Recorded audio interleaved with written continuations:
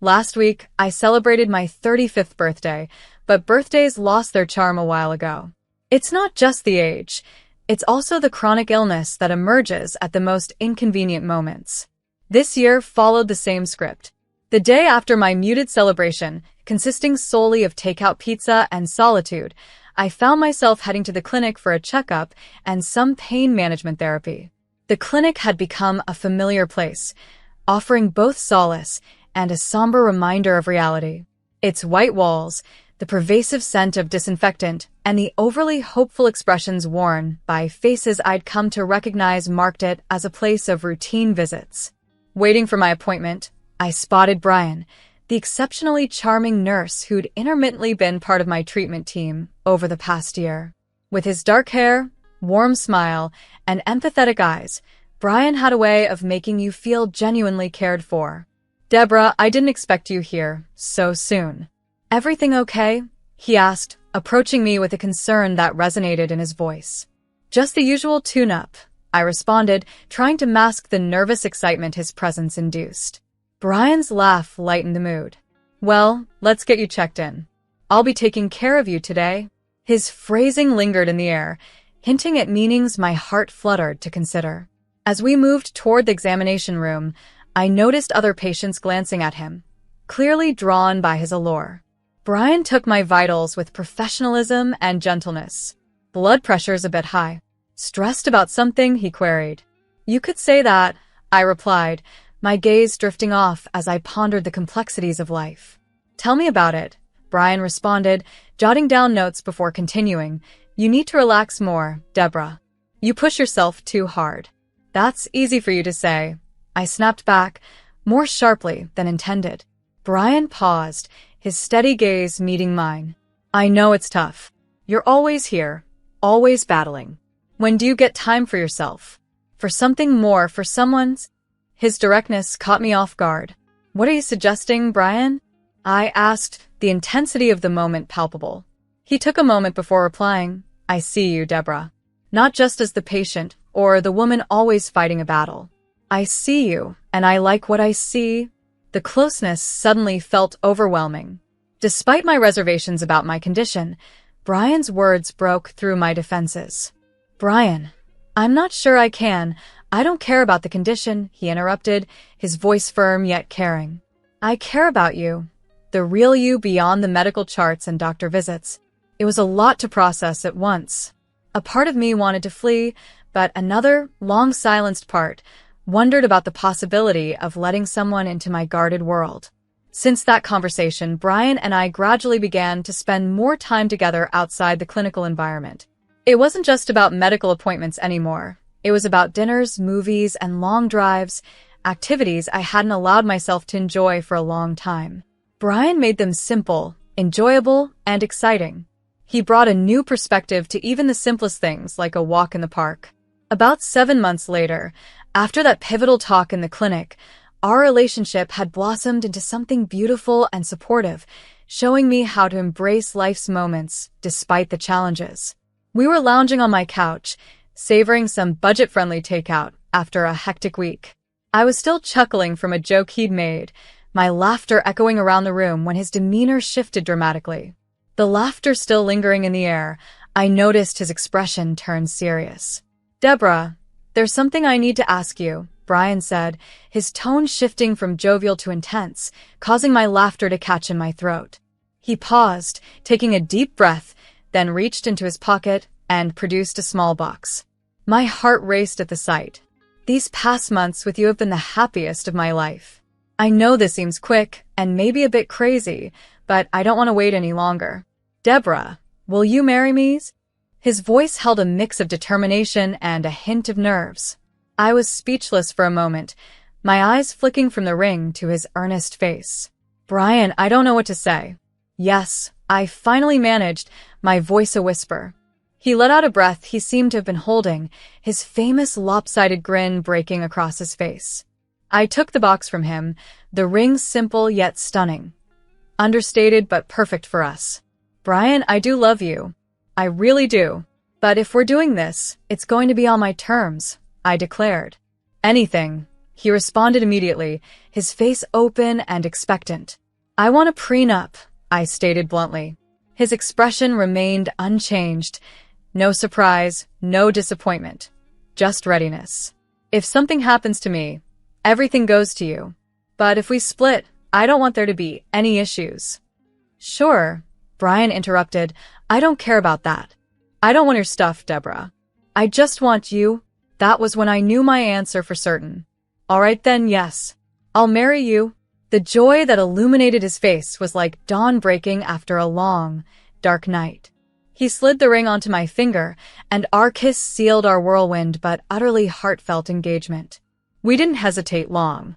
The wedding was set for just a few weeks later, an intimate ceremony at the city hall with just him, me, his sister, and her husband. It was an unconventional wedding. No lavish gown, no throngs of guests, just the essentials. Yet it felt perfectly right with Brian. We exchanged rings, signed the papers, and it was official. We were married. As we stepped out of the city hall, his sister tossed confetti into the air, her laughter mingling with shouts of congratulations. Life with Brian initially felt like a fairy tale, or my version of one at least. He left his nursing job, tired of the emotional drain of caring for others day in and day out. With the restaurant doing well, it was nice having him around more. For the first few months, Brian was the ideal husband out of a classic romance novel. He cooked meals that would make any chef envious and kept our home immaculate. Dinners were extravagant affairs with candles and background music that made me feel like royalty. But slowly, things began to change. It started almost imperceptibly. I'd come home to find him secluded in his office, the space he'd claimed for himself right after our wedding, supposedly to manage household tasks like bills. "Dinner in 22?" he'd shout, without coming out to greet me.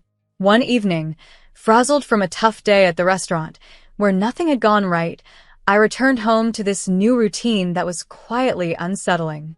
After a particularly challenging day at the restaurant, where a waitress had abruptly quit mid-shift, my nerves were frayed. I was in no mood for small talk or delays. I walked into my home expecting the usual, dinner prepared and the table set, the comforting routine we had established. But the house greeted me with an unsettling silence.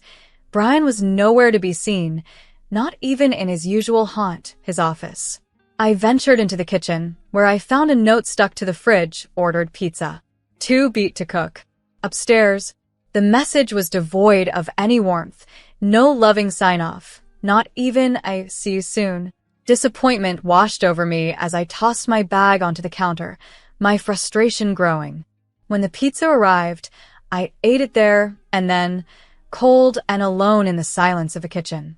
A couple of days later, I decided it was time to address the growing distance between us. I found Brian in his office, the door slightly open. I knocked and pushed the door wider. He was absorbed in something on his computer and didn't turn to face me. "Hey, can we talk?" I asked, leaning on the door frame. "Sure. What's up?" he replied, eyes still glued to the screen. "It's about the other night and actually the past few weeks. You've been distant. Is everything all right?" I inquired, stepping into the room. He minimized his screen and finally looked at me. "Yeah, everything's fine. Just got a lot on my mind, you know? House stuff, bills, that kind of thing." It sounded like a brushed-off excuse. "Brian, you know you can talk to me, right? If something's bothering you." He cut me off with a dismissive wave of his hand. I said it's nothing. Don't worry about it. But worry I did. It wasn't like him to shut me out. That night, dinner was a quiet affair. He had cooked, but the effort was minimal. No candles, no music, just silence. Driven by a hunch, I came home early one day, earlier than usual given the usual chaos at the restaurant. As I entered, I was surprised by the sound of bustling in the kitchen. I found a middle-aged woman humming as she chopped vegetables. "Who are you?" I blurted out, unable to mask my shock. The woman turned, slightly startled, then smiled. "Oh, hello. You must be Mrs. Deborah Miller. I'm Sarah. I've been helping out around here for about a year now, cooking, cleaning, all the housework. Brian hired me. He said it was too much for him to manage." Too much for him to manage? That was news to me. "Right, I see. Well, Keep doing what you're doing, Sarah. I need to sort something out, I said, my mind racing with questions about where Brian had been spending his time if not at home managing things as he claimed. Determined to get to the bottom of things, I stepped outside and dialed the number of a detective agency I had heard about. It was time to uncover what my husband was really up to. A few days later, the detective returned with surprising news.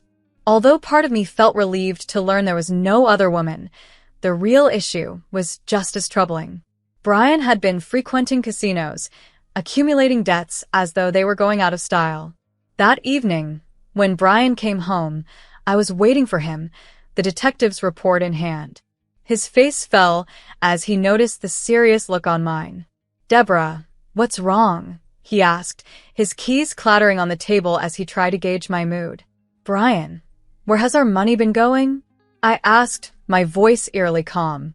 Brian's eyes shifted away, his discomfort visible. "What do you mean?" "Gambling, Brian. Casinos, debts. Does that ring any bells?"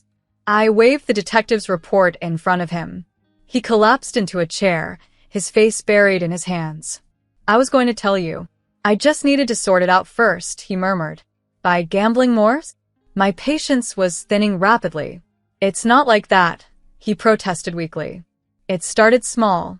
I thought I could win back what I'd lost, but..." His voice trailed off, his expression miserable. I took a deep breath. This was not the life I envisioned with him. "Brian, you need professional help. And you're going to get it, or we're done," I declared, gesturing to signify the potential end of us. He looked up, tears glossing his eyes. "I'll do anything, Deborah. Please just help me this one time. I promise I'll stop. I'll get treatment." "Fine. "But this is your only chance.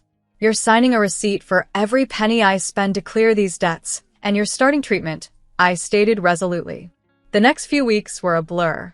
I paid off the debts, which amounted to $200,000. Brian signed every receipt and began his treatment. It was hard watching him struggle, but a part of me felt hopeful that we were finally moving past this nightmare. Months passed, and Brian's recovery seemed on track. We had settled into a new routine, which felt almost normal until one evening. We were sitting on the couch, watching a forgettable TV show when Brian turned to me with a serious expression. "Deborah, I've been thinking, maybe it's time we thought about having a kid," he said cautiously, trying to gauge my reaction. A cold knot formed in my stomach. We had discussed this long before getting married, and he knew my medical situation. "Brian, you know I can't. The doctors have always been clear about the risks. Pregnancy could kill me. My body wouldn't handle it," I reminded him. He nodded, but his nod seemed almost relieved, which didn't sit right with me. I pushed the thought aside as he continued. "We need an heir, Deborah. Someone to carry on after us." I laughed, more harshly than I intended. "This isn't the medieval times, Brian. It's just us, and my restaurant isn't a kingdom." But he persisted over the next few days, each conversation more forceful than the last. One afternoon, I received a call from his sister Megan, who was an obstetrician at the clinic where I sometimes received treatment. "Deborah, Brian tells me you're hesitant about having a child. You should reconsider. With today's medical advancements, it's perfectly safe," she advised. "Megan, you've seen my medical files. You know safe is a relative term for someone like me," I replied, my frustration building as I stood in the middle of my kitchen, my phone pressed tightly against my ear. "Sometimes you just have to think about more than just yourself."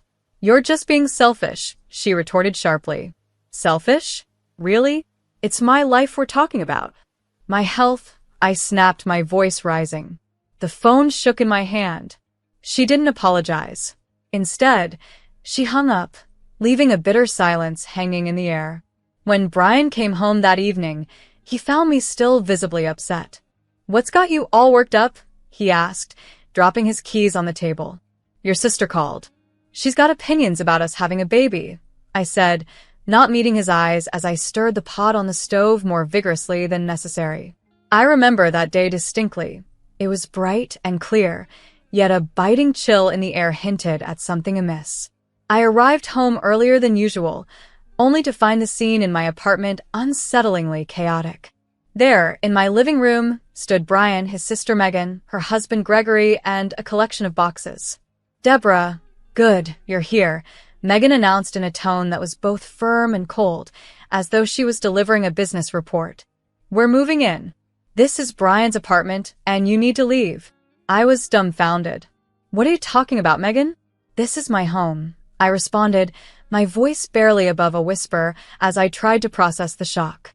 Brian stepped forward, his expression more severe than I had ever seen. "Deborah, I can't do this anymore. You've been controlling and demeaning for years. I've had enough," he declared. His accusation stung like a slap. "Controlling? Demeaning? Brian, what are you talking about? It's always been about what you want, what you need. I've been nothing but a servant here," he continued, his voice escalating with every word.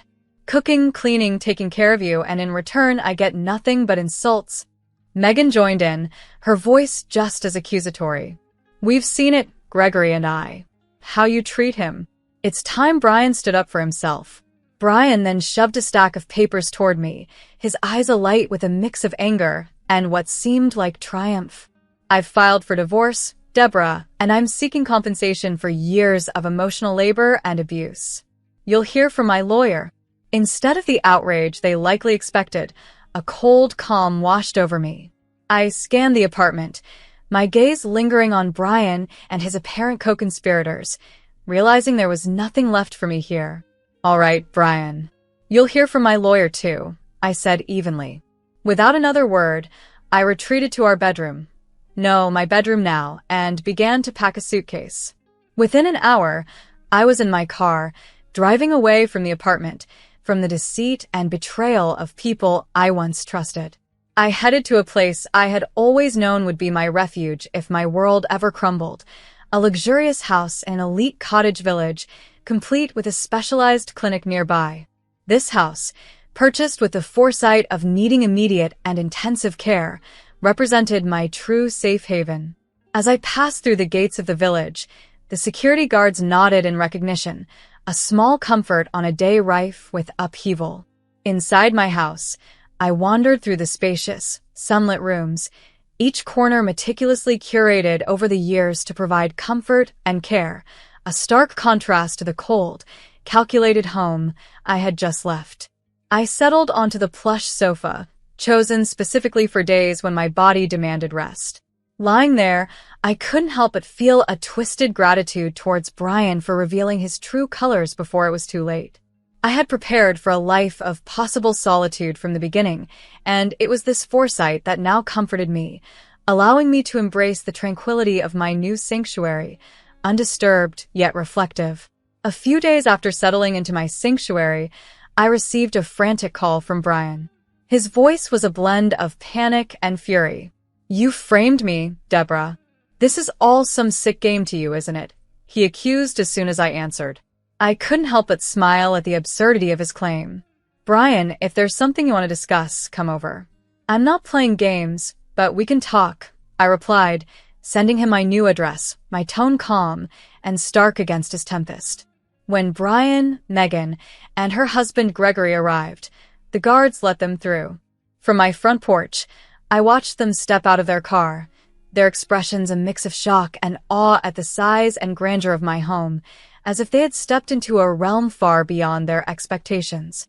Brian, gathering himself, confronted me. "Your lawyer called.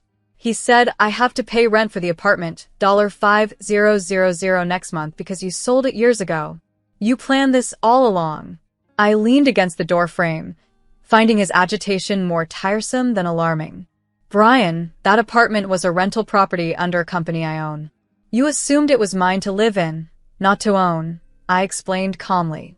He sputtered, frustration evident on his face. "But I put time into that place, cared for it.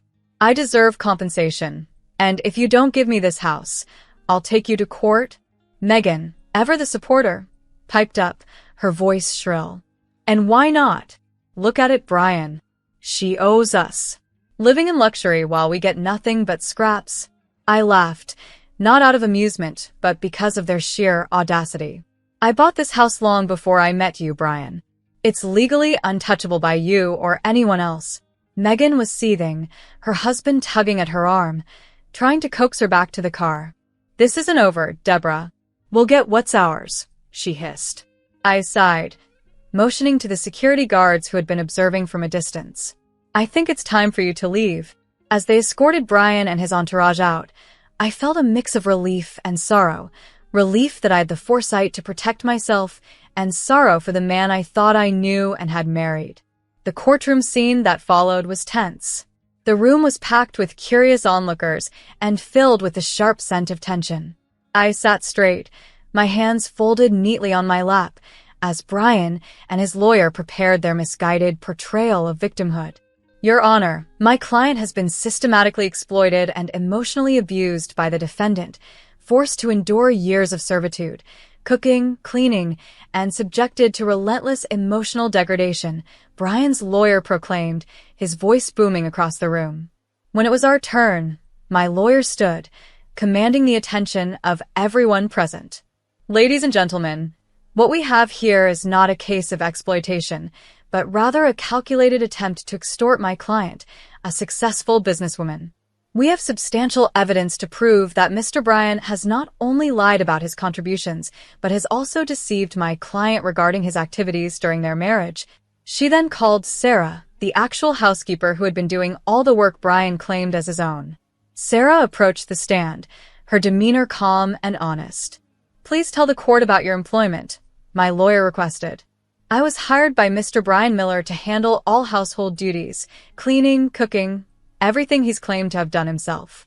I was paid from a separate account which Mr. Miller managed," Sarah testified, her voice steady, revealing the truth behind Brian's claims. Sarah's testimony continued to resonate through the courtroom. "How often did Mrs. Deborah Miller interact with you in terms of household management?" asked my lawyer. "Never," Sarah replied firmly. She was under the impression that her husband was managing everything, as he claimed. The courtroom was filled with murmurs as the reality of Brian's deceit began to unfold.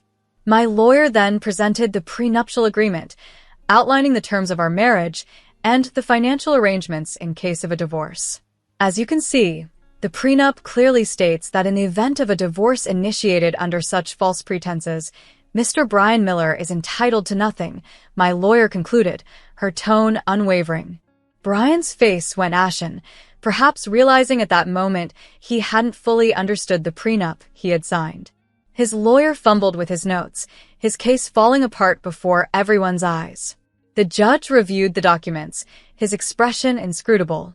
Then, with decisive finality, he announced, "I find in favor of Mrs. Deborah Miller. The claims against her are unfounded, and the prenuptial agreement stands as valid.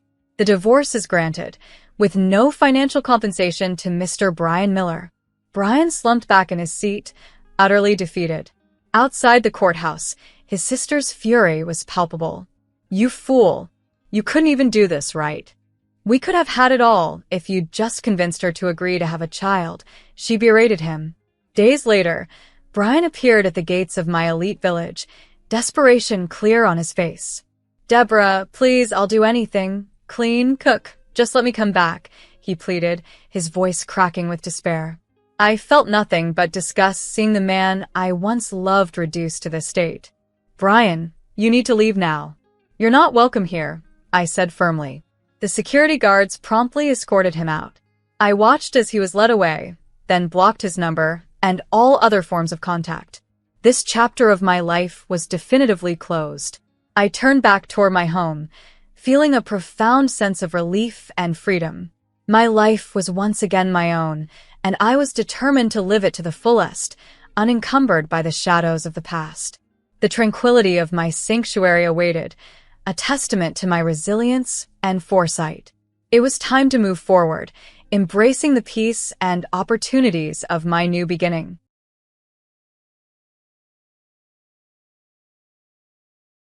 A year ago, I lent a large sum of money, $10,000, to my mother-in-law. I was supposed to get it back right away, but she kept finding excuses and didn't return it. Then one day, I received a message from her saying, "I'll give you back the $10,000, so come and get it." Although the repayment deadline had long passed, I thought it would be enough if she just returned it. With that in mind, I went to meet her, completely unaware of what awaited me. My name is Lillian, and I'm 29 years old. After getting married, I quit my job and now work part-time at a cafe. I've been married to my husband Wesley for 3 years. We don't have any children yet, and since our marital home and my husband's parents' house are close by, I often visit my in-laws. Therefore, I have regular opportunities to see them. My father-in-law works for a top-tier company, and my mother-in-law is a homemaker. It was about a year after getting married when my mother-in-law's behavior started to change for the worse. The trigger was something trivial. One day, while I was cleaning at home, the intercom rang. When I opened the door, there stood my mother-in-law. "Mother-in-law, what's the matter?" I asked, surprised.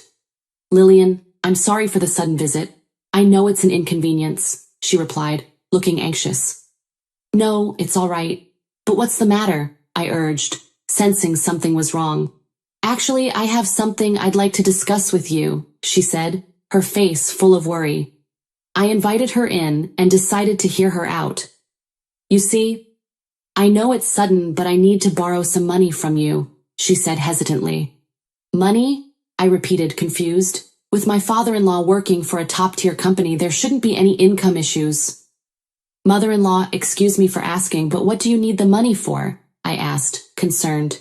"It's for various things, like painting the walls in the house. We're not really financially stable right now," she explained. "I see. But don't you receive a monthly allowance from Dad?" I asked, trying to make sense of the situation. "Yes, but I misunderstood something and ended up spending it on something else," she admitted, her voice full of regret. "As a result, I can't afford to repaint the walls as planned this month. If things continue like this, your father will be angry with me," she complained. "Mother, please calm down.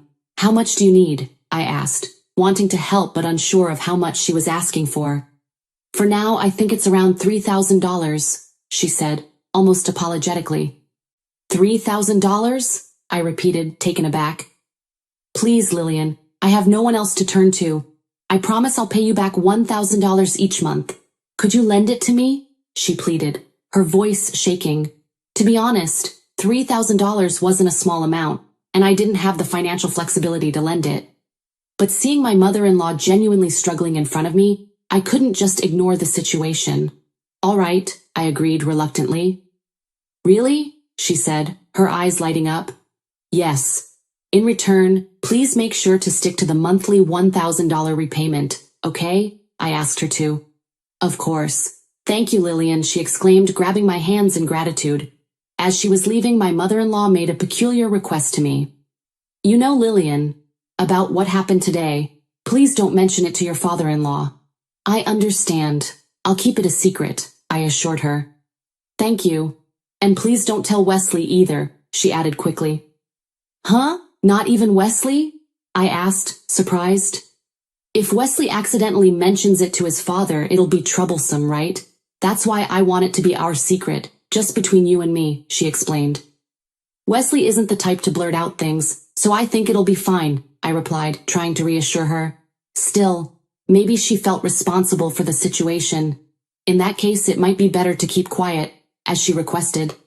Time passed without me thinking too much about it, but even after 2 months, then 3, there was no sign of the $1,000 being paid back. 6 months later, since there was still no sign of repayment, I decided to visit my in-laws directly. When I rang the doorbell, my mother-in-law's eyes widened in surprise upon seeing me, but she quickly returned to her usual smile and welcomed me inside. "Welcome, Lillian. Come on in," she said, leading me to the living room. "Thank you for having me," I replied, sitting down across from her. Just as I was about to speak, she quickly asked, "Is it about the money?" "Yes, Mother. You said you'd repay $1,000 each month, right?" I reminded her. "Yes, I remember," she replied, her voice growing tense. "I hate to bring this up, but it's been over 6 months now." I continued, but before I could finish, my mother-in-law covered her face with both hands and started to cry. "Oh, I'm so sorry. I know it's bad, but things have been really difficult for me too," she sobbed. "I understand it's difficult, but remember, I didn't just give you that $3,000, I said gently, trying not to press too hard. "I know. I'll pay you properly. Please, just wait a little longer, she begged through her tears. Seeing her crying like that, I couldn't press any further. That day, I left without getting the money back. Since I promised my mother-in-law I'd keep it a secret, I couldn't tell my husband either. Ultimately, the $3,000 was repaid by my mother-in-law after about a year had passed. Lillian, I'm sorry for the delay. Thank you, she said when she finally returned the money. While I felt frustrated, I understood that my mother-in-law must have been in a difficult situation as well. I told myself this, and decided to let the matter rest. 6 months later, my mother-in-law approached me again, asking for money. This time it was $10,000. $10,000? You must be joking. I couldn't help but exclaim. I wouldn't joke about something like this. Please, Lillian, I can only rely on you, she pleaded. Even if you say that, $10,000 is... I didn't finish speaking before she added. I understand that it's shocking, but I can't tell anyone else. I have no one else to turn to. That's why I need your help. Her voice shaking. Facing my crying mother-in-law, I didn't know what to do, but there was no way I could lend such a large sum considering the previous delayed repayment. Why do you need $10,000? I can't lend you the money unless you at least tell me the reason, I said firmly. After a moment of silence, my mother-in-law began to speak slowly. Actually, I helped a friend. A certain friend fell seriously ill. They live alone and have no one to rely on, but they needed money for medical treatment, so they turned to me. So you lent them $10,000 for medical expenses? I asked. She hesitated before replying. Yes, but the $10,000 is my husband's money. I have to return it to the account as soon as possible. I frowned. If that's the case, why don't you talk to your husband about it? It's not like you did anything wrong. Her reaction startled me. She slammed the table and stared at me intensely. That won't work. I have to return it right away. My husband is very strict about money. Even if it's not something bad, imagine what he would say if this came to light, she said, her voice rising with tension. Quickly regaining her composure, she continued. Please, Lillian, I promise this will be the last time. I won't trouble you anymore. I'll return the money immediately, so please, just this once. Knowing my father-in-law's strict nature when it came to finances, and seeing that my mother-in-law had acted out of kindness, I couldn't bring myself to dismiss her plea. Reluctantly, I agreed to lend her the money. A year passed, and the $10,000 still hadn't been returned. On top of that, I had recently discovered I was pregnant, and I knew there would be many expenses once the baby arrived. I wanted the money back, but being in the early stages of pregnancy, I couldn't go to her house. Instead, I regularly kept in touch with her, asking about repayment. At first, she would respond with, "Just wait a little longer," but lately, there had been no communication at all. I wondered if she was avoiding me intentionally. Either way, I knew things couldn't continue like this. Finally, I decided to talk to my husband. Wesley, can I talk to you for a moment? I began hesitantly. I've been keeping this to myself, but I lent money to your mother. His brow furrowed. To my mom? How much? He asked, confused. 10,000, I answered softly. What? Are you kidding me? Why such a large sum? Did she force you to lend it? He asked, his voice rising with disbelief. No, it's not like that. She had her reasons and I agreed to lend it. But it's been a year and she hasn't paid it back, I explained. Are you serious? She borrowed it a year ago? Wesley sighed deeply and grabbed his phone, dialing his mother. I could faintly hear her tearful voice over the phone, which made me feel slightly guilty. However, Wesley managed to persuade her and set a clear plan for repayment. The situation was temporarily settled, but the next day I received a rare phone call from my mother-in-law. Lillian, I asked you not to tell Wesley, she said, her tone accusatory. I'm sorry, but it's been a year since I lent you the money, I retorted. Do you think I have no intention of paying you back? I've been preparing for payment, she snapped. I didn't mean to imply that, but I'm expecting a child, and there will be financial needs in the future. I would appreciate it if you could repay me as soon as possible, I replied, trying to stay calm. I understand that, but that doesn't mean you should go and tell Wesley, she shouted. I apologized again, but she wasn't interested. I'll pay you back, so don't contact me until then, and don't say anything unnecessary to Wesley, okay? With those sharp words, she abruptly ended the call. A few days later, after a regular checkup for my baby at the hospital, I was on my way home when I unexpectedly saw my mother-in-law entering a casino. From the outside, I could see her gambling with a significant amount of money. Anger and confusion overwhelmed me. What was going on? She hadn't returned the money, and yet here she was, gambling. Could she have spent the borrowed money on this? Troubled by these thoughts, I decided to hire a detective to investigate her background. As expected, it was revealed that she had accumulated debt due to her gambling habit. An intense rage consumed me. She had lied to me, borrowed money, and now was indulging in a casino? There was no doubt I would never forgive her. I was determined to make sure she repaid every cent. I had my husband call her again regarding this matter, and a few days later, she sent me a text, probably realizing the seriousness of the situation. I have the full amount I borrowed ready, so come and get it. To borrow money from someone and say such things sounded suspicious, but my primary focus was on getting the $10,000 back. I was determined to make her apologize. With that mindset, I headed to my in-laws' house. As soon as I arrived, my mother-in-law looked at me with a dissatisfied expression. My father-in-law was unexpectedly present in the living room, his expression tense. My mother-in-law took out an envelope and said, "Lillian, here you go." "Let me check it, please," I replied. I opened the envelope, took out the contents, and slowly examined each bill, making sure that the $10,000 was there. Suddenly, my father-in-law glared at me with a stern expression. "Hey, even though we helped you, what is that attitude?" he uttered. "Helped me? By whom?" I asked, confused. "Can you at least say thank you? How rude," he snapped. Beside him, my mother-in-law turned pale and looked flustered. I immediately understood the situation. She had portrayed me as the villain and managed to obtain this $10,000 from my father-in-law.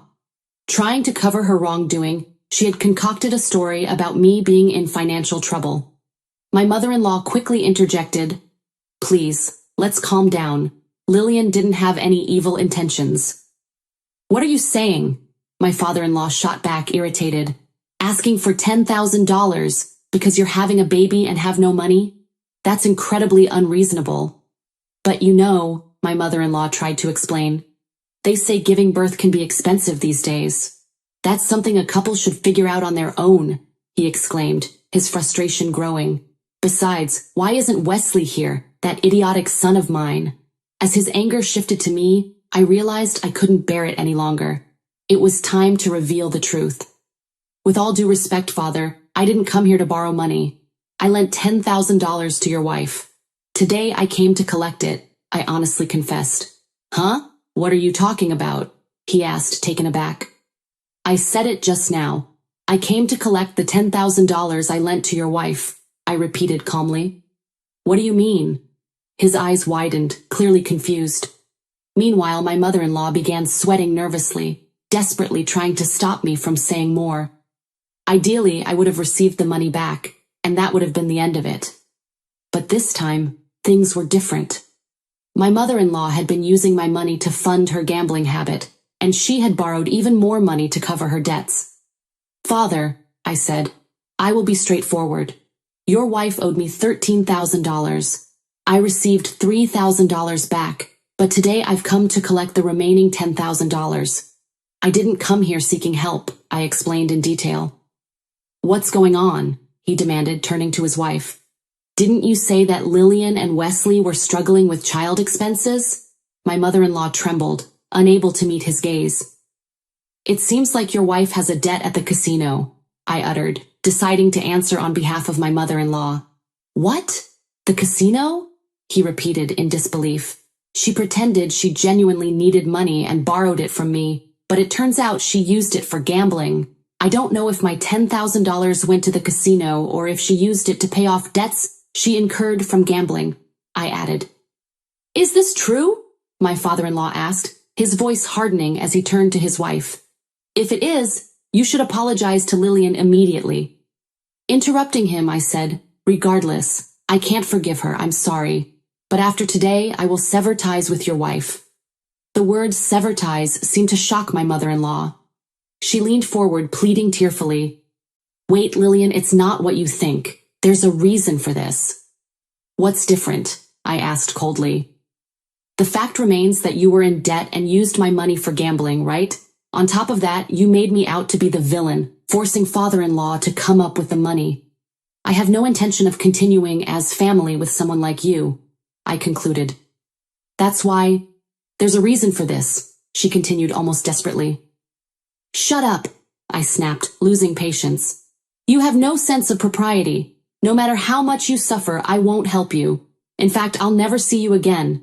Go ahead and suffer with your debt or whatever. You damn gambling addict." I put the envelope with the $10,000 into my bag and left the house, swearing to myself I would never return. That night, my mother-in-law came to my house to apologize. She sobbed and knelt before me.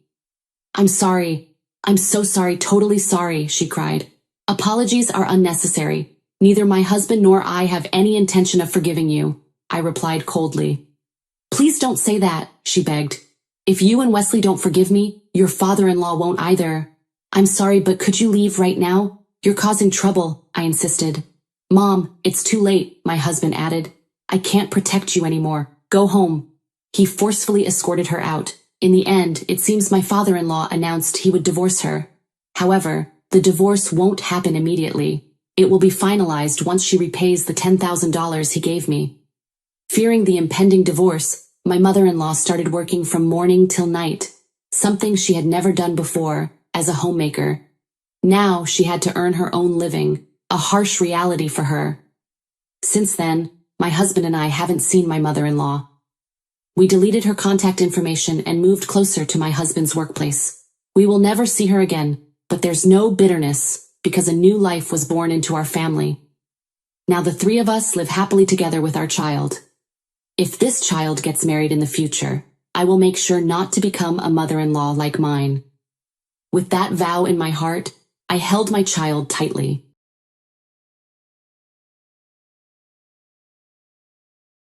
When I turned 26, the family that abandoned me 16 years ago suddenly reappeared in my life.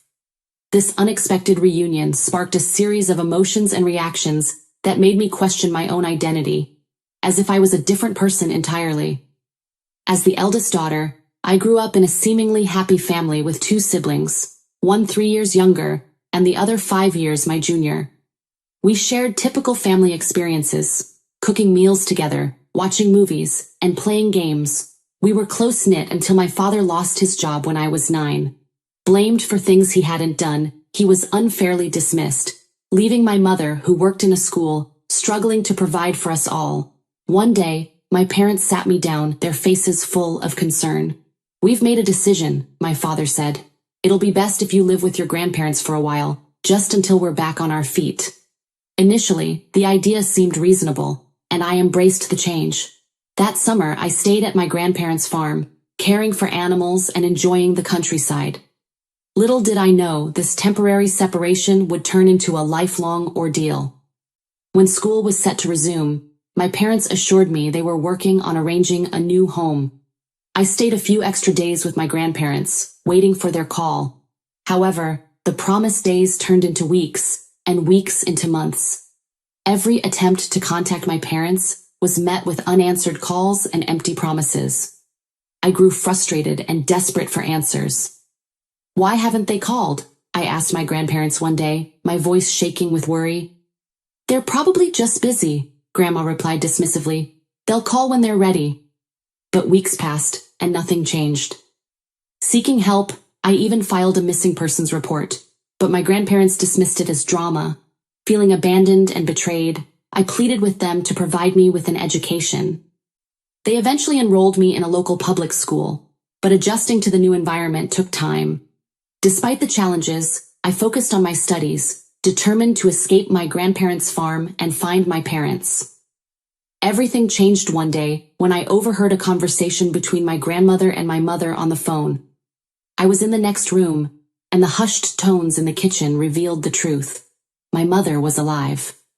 "Is she okay in school?" my mother asked softly. Grandma replied, "She's doing fine. I don't know how much longer we can keep this up." Hearing her voice stirred up a whirlwind of emotions within me. I couldn't contain myself. Before I could stop, I rushed into the room shouting, "Mom! Mom, is that you?" Silence fell. The line went dead. Frantically, I screamed into the phone, shaking it, hoping her voice would echo through the receiver. Grandma turned to me, her face a mix of concern and frustration. "Go to your room," she snapped. "Why didn't you tell me?" I screamed at her, tears running down my face. "Why have you been hiding my mother from me? Why won't you tell me anything?" Grandma remained silent, her lips tight. "It's not for you to worry about. Go to your room," she insisted. Shortly after that heartbreaking phone call, my grandparents sent me to live with a distant aunt, a 5-hour drive away. I often wondered why my parents had chosen to send me away, but I never received a satisfactory answer. My aunt, my mother's cousin, turned out to be a compassionate and understanding soul. She embraced me with open arms, her voice soft and reassuring. "I don't know why your parents haven't come for you," she said when I asked, "but I promise I'll take care of you now." From the moment I moved in with my aunt at the age of 13, she became my rock. Whenever I struggled with my emotions, she was there to guide me, offering solace and understanding. "I think you should talk to someone," she suggested one evening, her tone gentle. "Therapy might help." At first, I hesitated, but eventually I agreed. Therapy proved immensely beneficial, helping me process the pain and abandonment I had felt for so long. My aunt validated my feelings, something my grandparents had never done, and provided the support I desperately needed. By the time I finished high school, my aunt had become the most significant person in my life, filling the void left by my absent parents. She supported me through my journey to becoming a veterinary doctor, following in her footsteps. One day, when I was 21, I sat down with her, holding adoption papers in my hands. "I want you to be my legal parent," I said, my voice shaking with emotion. "You've done everything for me." She smiled, her eyes full of warmth. "Of course, I'd be honored," she replied. With her wholehearted agreement, I finally found the stability and love I had craved for so long. Having completed my degree, I now work as an intern in a hospital, striving to gain valuable experience. My career path led me to move into a new apartment, away from the familiarity of my aunt's home. Despite the physical distance, I still visit her whenever I can. 2 days ago, on my day off, I was relaxing at home when the doorbell rang. Anticipating a delivery, I opened the door, only to find my estranged family standing there, my mom, dad, and youngest brother. They appeared both unfamiliar and yet hauntingly recognizable. Stunned into silence, I couldn't find the words to express my emotions. My father spoke first. "We need to talk." They handed me an envelope containing a letter from my grandparents. According to the letter, I had allegedly run away from their home, refusing to maintain contact, causing them immense emotional distress. "We need your help," my mother said. "Your brother's education, we can't afford it. You're a doctor now, you have to help," she requested of me. The situation made no sense to me. "I didn't run away," I said, my voice shaking with anger. "You sent me away. Why should I be responsible for his education?" I added. "We don't have anyone else to turn to," my father said, his voice desperate. "If you refuse, we'll take legal action," he continued. The demands felt unjust. "Why should I care about people who abandoned me for 16 years? I asked, standing firm. When they persisted, I finally had enough. "Leave," I said. When they refused, I called the cops. "They're not my parents anymore," I told the authorities. "Legally, I'm my aunt's daughter now," I explained. The cops arrived, and after confirming my story with my aunt, they issued a warning to my family for trespassing and harassment. Since then, I've been bombarded with hurtful messages on social media from accounts owned by my family, labeling me as heartless. I confided in my aunt about everything, and while she understood my actions, she asked, "Are you sure you did the right thing?" In the midst of this turmoil, my parents showed up at my workplace, causing a scene. Hospital security intervened, calling the police and escorting them off the premises. I couldn't fathom why my family, absent for so long, suddenly wanted to be a part of my life. The emotional toll weighed heavily on me. My therapist suggested, maybe you should talk to them for closure.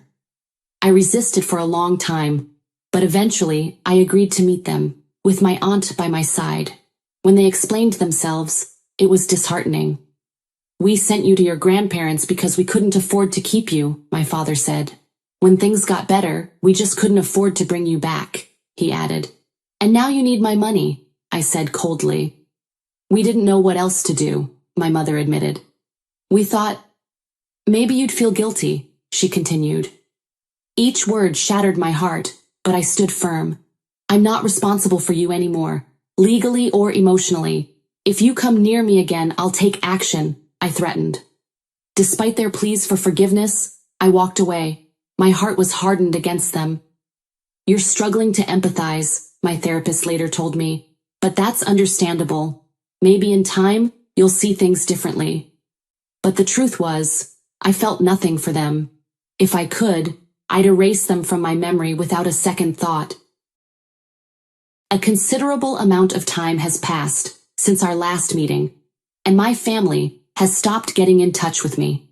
On the other hand, I have completed my internship and am considering another residency program before I sit for the AVMA, American Veterinary Medical Association. I hold on to hope that my future will be all right. Sometimes I won't deny it.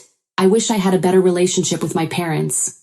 Nevertheless, I'm content with having my aunt as my sole parent. She proves to be a far superior mother than the one I know. They abandoned you, lied to you, and left you with your grandparents. You owe them nothing, my aunt often reminds me. You're only giving them what they gave you. They abandoned you. I don't understand why they thought you wouldn't do the same. A year passed, and a new problem appeared on my horizon. My sister-in-law. Although she was a bit younger than me, I thought she was mature enough to leave me alone. But apparently, she couldn't resist creating drama. The problem started when I began dating my husband. We met while he was helping me move. We struck up a conversation at a local bar and have been together ever since. Despite her happiness, my sister-in-law never liked me. She once told me, "My brother never gets serious with anyone, so you shouldn't get your hopes up." I mentally prepared for heartbreak, even though I really liked her brother. However, 6 years later, we are still going strong, and he is undoubtedly my favorite person in the world. The rest of his family, including my mother-in-law, father-in-law, and every other family member I've met, have been nothing but nice to me. So it baffles me why my sister-in-law seems to hate me so much. 2 years ago, during our wedding, she created a huge fuss. I didn't want her as my bridesmaid due to her consistent cold and condescending behavior toward me. However, she threw a tantrum and tried to emotionally manipulate my husband against me. She said, "If I'm not your bridesmaid, I won't even attend the wedding," my husband explained. To avoid more drama, I made her a bridesmaid, yet she showed up in a white floral dress, angering everyone. My in-laws forced her to change, threatening to exclude her from family events if she didn't comply. They told her, "Either change or don't come to any more family gatherings," my husband shared later. She apologized afterward, and I thought she had moved past her immature behavior. Clearly, I was wrong. Things took a turn when I found out I was pregnant with my first child.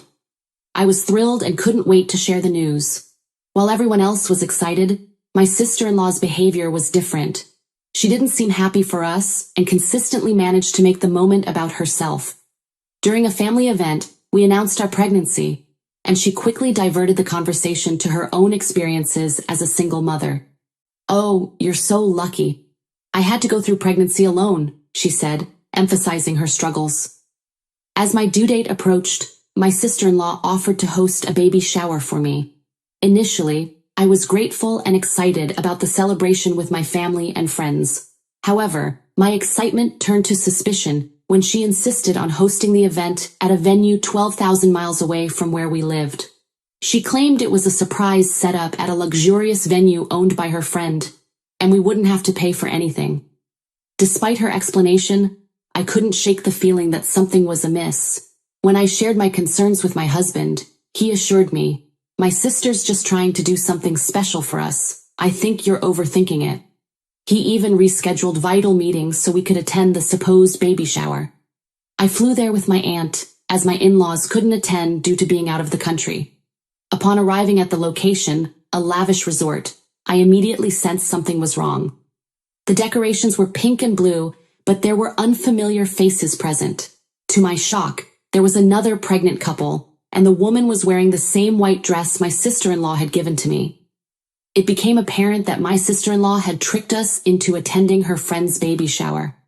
This made me feel humiliated and overshadowed. Feeling utterly embarrassed and upset, I left the party in tears. Once I understood the situation, my husband confronted his sister. She said it was all a misunderstanding, but I don't believe her, he explained. She's always been manipulative. He informed his parents, who were equally shocked and angry. In response to her behavior, they decided to cut her off financially. They told her, "We've supported you for years, but after this, you're on your own," my husband recounted. She had been financially dependent on them for a long time, but they withdrew their aid and told her to fend for herself. They even warned her not to show up until she learned to act responsibly. Although my sister-in-law blames me for her misfortune, I maintain that I didn't ask my in-laws to take any action. This was entirely her own doing. While she tries to manipulate me, portraying herself as a victim, I can't help but believe she deserves the consequences of her actions. Despite her attempts to guilt-trip me, I stand firm in my belief that she brought this upon herself. She's not destitute, my husband says. She just needs to adjust her lifestyle and figure out how to manage her boutique independently. Moreover, if my in-laws genuinely believed their grandchild was in jeopardy, they would step in. I'm confident they won't hold a grudge for long. Although they might not fund her boutique, they'll likely assist her with general expenses once she acknowledges her error and apologizes. She needs to stop blaming you for everything, my husband insisted. She's had more chances than she deserves. My husband firmly stands by my side, assuring me, "You don't have to forgive her or engage with her again." He apologized for not intervening earlier and taking stronger measures to keep her away from me. Thankfully, my kind mother-in-law is planning a genuine baby shower for me, promising a delightful celebration where I can focus on the joy of our upcoming child. "We'll make sure it's perfect this time," she says, determined to make up for the ruined experience. However, my sister-in-law crashed my baby shower despite being uninvited. On the day of the event, everything seemed perfect. My mother-in-law had beautifully decorated her backyard, and delicious food and drinks were served. We were happily chatting with our friends and family, opening gifts people had generously brought for us. But then, my sister-in-law arrived, having found out about the party through social media. She exploded into a furious tirade. "How can they throw you a lavish party while they don't financially support me anymore?" she screamed, creating a scene. At that point, my mother-in-law had had enough. "That's it, you're leaving," she said firmly, promptly escorting her out of the garden and apologizing to the guests for the disturbance. After the event, my in-laws apologized to me multiple times, suggesting I obtain a restraining order against my sister-in-law. While I hesitate to take such drastic measures, we have decided to keep all news about the baby off social media to prevent her from stalking us. The whole situation is insane, and it baffles me how jealous and immature my sister-in-law can be. She managed to ruin not just one, but 2 baby showers with her antics. I must add that my in-laws initially weren't supportive during her pregnancy because she was having a child out of wedlock, which clashed with their traditional beliefs. They did come around after the baby was born, but it appears my sister-in-law still harbors resentment. I haven't heard from her since the baby shower, and my in-laws have expressed their intention to cut her off permanently due to her embarrassing behavior in front of so many people. Frankly, I've reached a point where I don't care anymore. I just want this ordeal to be over so I can focus on myself and my baby. It's astonishing how entitled and childish she can be, my husband says, frustrated. I agree. She sabotaged such a beautiful event and disrespected not only me, but also her friend, showcasing her true colors as a deeply flawed and immature individual. I don't intend to waste another thought on her.